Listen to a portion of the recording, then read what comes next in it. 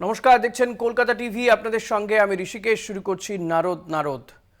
কোচবিহার হাতে এলেও দার্জিলিং এলো না। উত্তরবঙ্গের বাকি 6 আসনও ফের হাতছাড়া। শিলিগুড়িতে ভরাডুবি হয়েছে তৃণমূলের। খোদ মেয়র গৌতম দেবের ওয়ার্ডেই হারা। 47 ওয়ার্ডের মাত্র একটিতে কষ্টে শিষ্টে জয় পেয়েছে ঘাসফুল।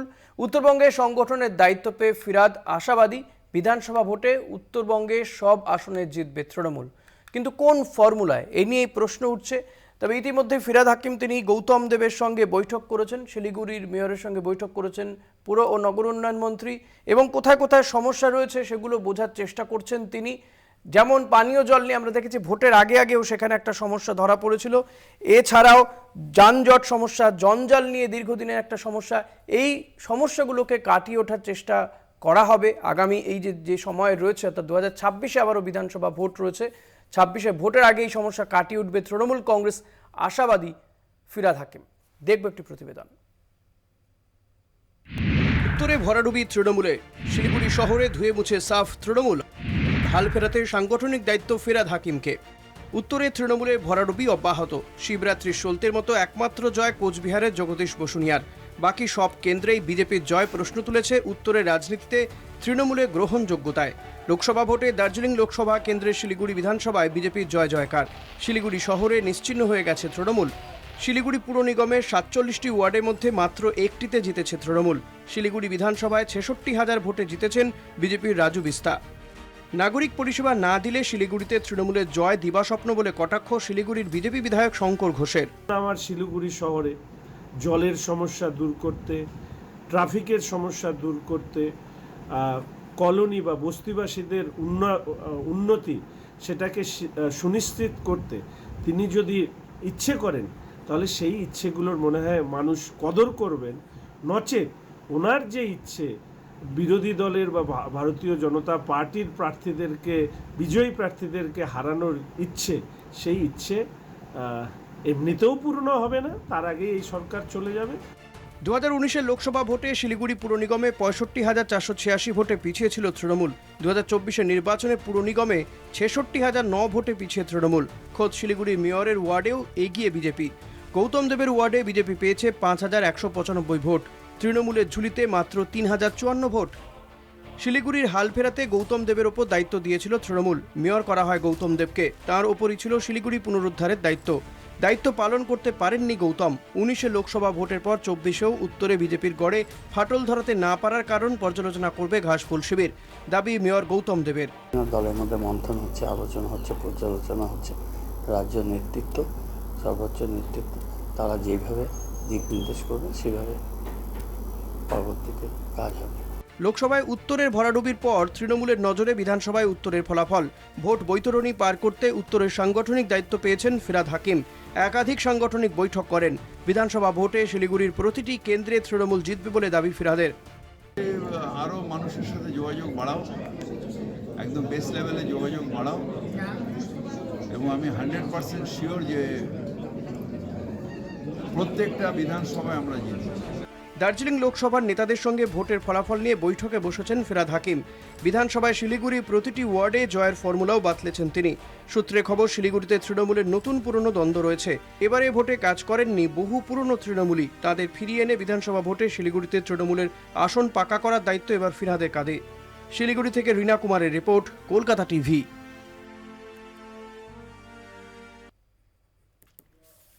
এ নিয়ে আজকে আমরা আলোচনা করব। আমাদের সঙ্গে এই মুহূর্তে রয়েছেন বিজেপি নেতা কৌশিক নন্দী। আপনাকে স্বাগত জানাবো কৌশিক। যে বিষয়ে জানতে চাইব যে নিঃসন্দেহে উত্তরবঙ্গে আপনারা একটি আসন পরাজয় হয়েছে, 6টি আসনই আপনারা জয়লাভ করেছেন, এবং বিশেষ করে দার্জিলিং এবং এই যে শিলিগুড়ি নিয়ে আমরা মূলত কথা বলবো, সেক্ষেত্রে আপনাদের অভাবনীয় ফলাফল। এর কারণ কি বলে মনে হয়? কেন তৃণমূল কংগ্রেসকে উত্তরবঙ্গ এই একটি আসন দিল? এবার কার্যত তো খালি হাতেই ফিরিয়েছে একটি আসন বাদে।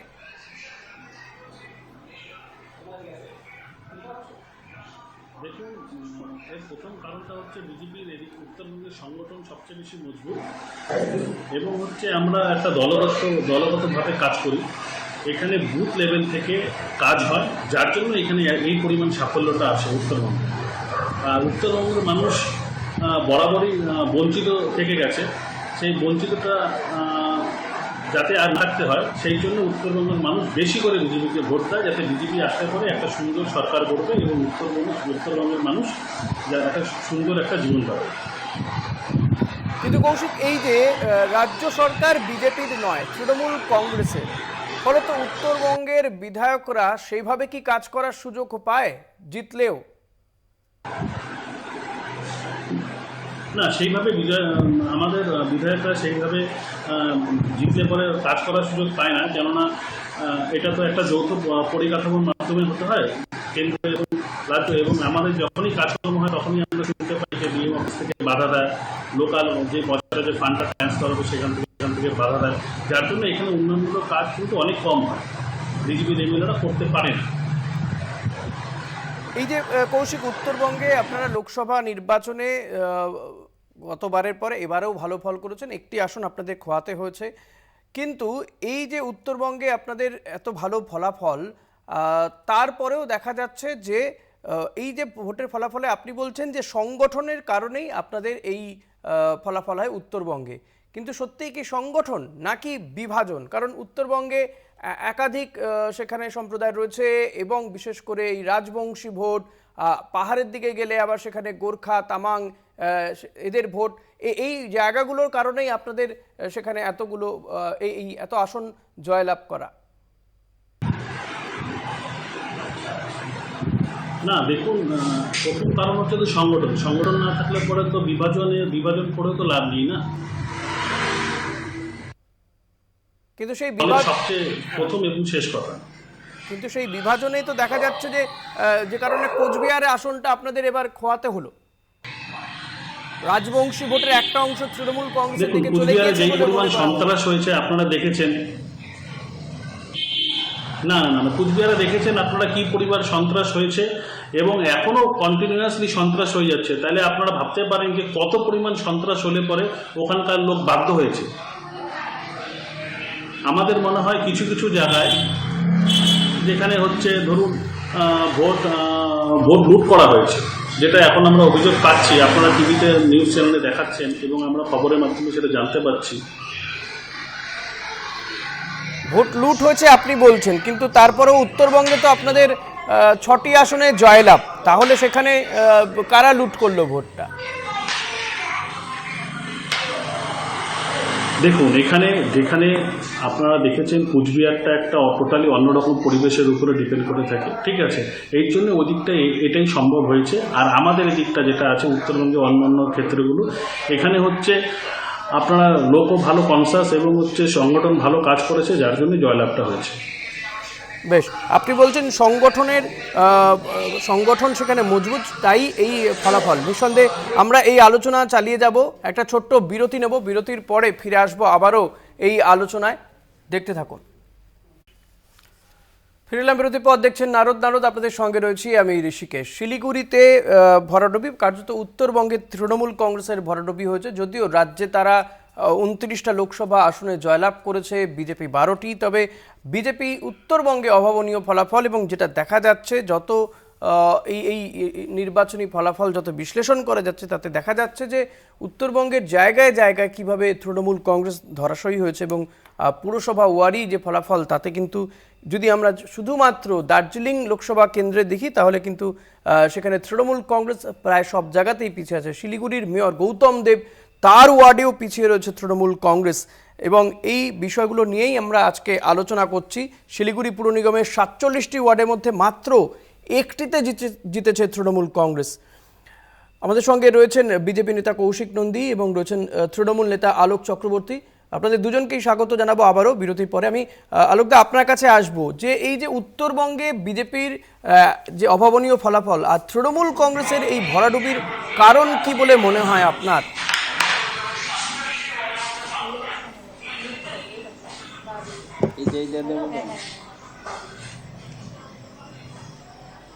আলোকদা, শুনতে পেলেন আমার কথা?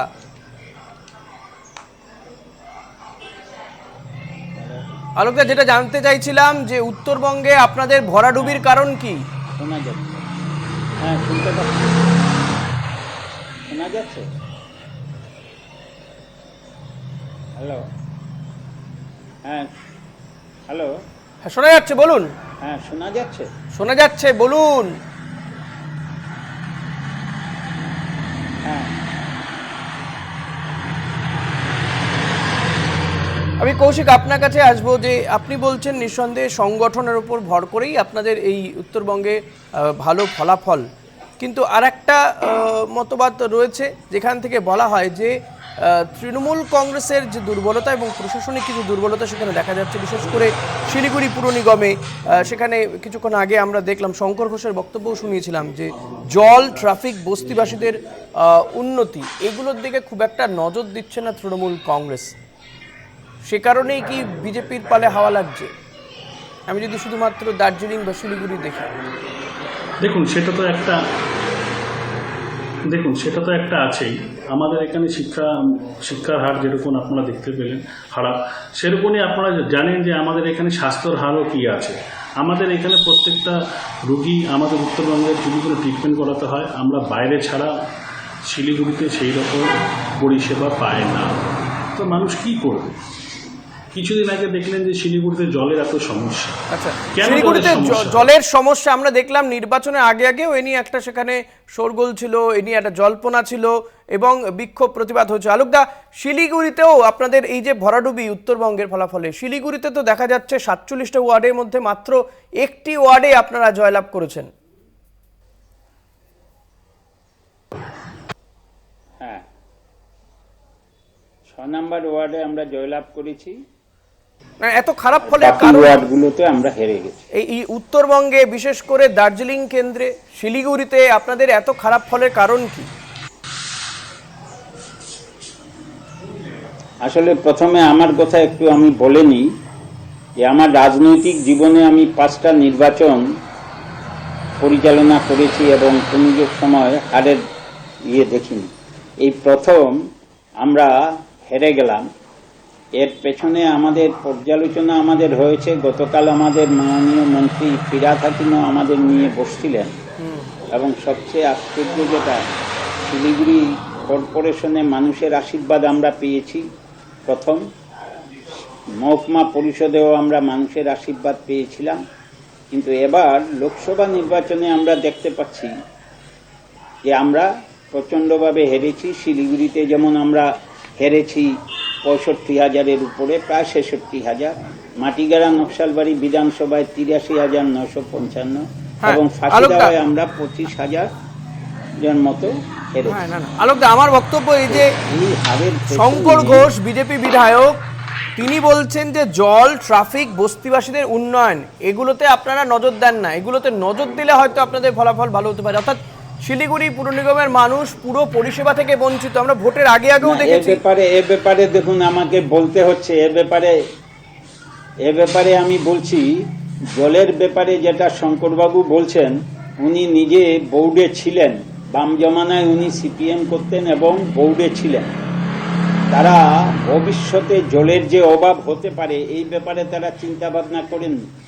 আমাদের প্রয়াত সুব্রত মুখার্জি যখন পুরমন্ত্রী ছিলেন, তখন তিনি এখানে এসেছিলেন, এসে বোর্ডকে বলেছিলেন যে আগামী 25 বছর পর যে জলের প্রয়োজনীয়তা পড়বে তার উপর ভিত্তি করে আপনারা প্রজেক্ট তৈরি করবেন।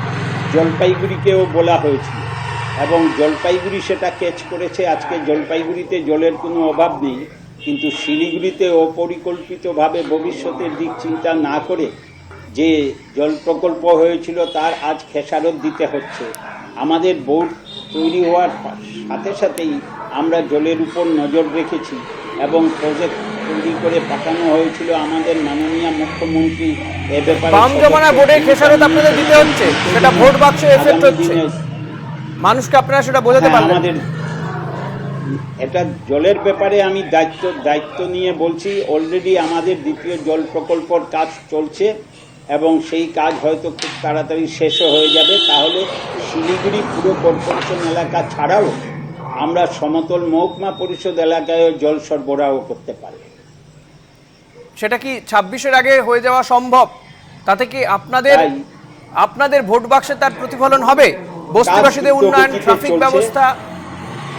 আপনি না, একটা কথা দায়িত্ব নিয়ে বলতে পারি যে এখানে কিন্তু আমাদের নেত্রী মমতা বন্দ্যোপাধ্যায় বা চিফ মিনিস্টার মমতা বন্দ্যোপাধ্যায়কে মানুষ সমর্থন জানিয়েছে। আমরা এবার সঠিকভাবে মানুষের কাছে পৌঁছাতে পারি, এটা অস্বীকার করার উপায় নেই। এটা আমাদের দুর্বলতা। এই দুর্বলতার দিকগুলো আমরা দেখব এবং যে কথাগুলো 2019-এও পৌঁছতে পারেননি, 2024-এও পৌঁছতে পারেননি, জবাব দেবার কথা। কৌশিক, আদৌ কি পৌঁছতে পারবেন তারে উত্তরবঙ্গের মানুষের কাছে তৃণমূল কংগ্রেস? খুব খুব সংক্ষেপে না, ওয়ান লাইন। কখনোই পারবে না। আগামী দেখুন, 2026-এ এই এলাকা উনি বলল 5টা। হ্যালো, হ্যাঁ, শুনতে পাচ্ছি। আজকে আর সময় নেই কৌশিক এবং আলোকদা, আজকে আর সময় নেই, আমাদের অনুষ্ঠান এখানেই শেষ করতে হবে। নারদ আজ এখানেই শেষ করবো। আপনাদের দুজনকেই ধন্যবাদ জানাবো সময় দেওয়ার জন্য। ধন্যবাদ জানাবো আমাদের দর্শকদেরকেও যারা এতক্ষণ ধরে এই অনুষ্ঠান দেখছিলেন। পরবর্তী খবর জানতে দেখতে থাকুন কলকাতা টিভি রাত দিন 7 দিন।